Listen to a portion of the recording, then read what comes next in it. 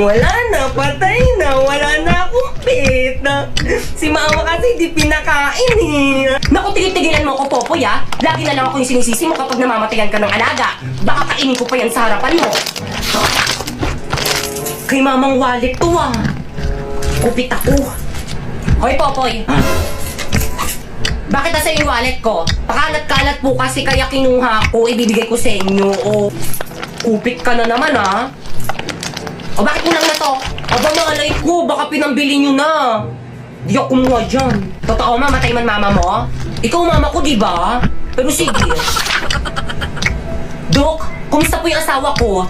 Missy, sorry po, hindi po namin naligtas yung asawa nyo. Condolence po. Wala na po si Papa. Wala na akong Papa. Ang OA mo naman. Talaga, Dok? Patay mo yung asawa ko?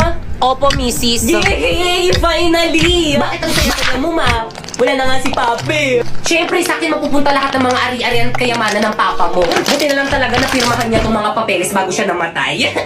At ikaw, Popoy, pwede ka na lumaya sa mansyon. Pumunta ka na sa totoong mong nanay. Ano? Hindi ikaw ang totoo kong mama? Kaya pala sumasama mo sa akin. Nasaan yung totoo kong mama? Ay, sandali, may tumatawag.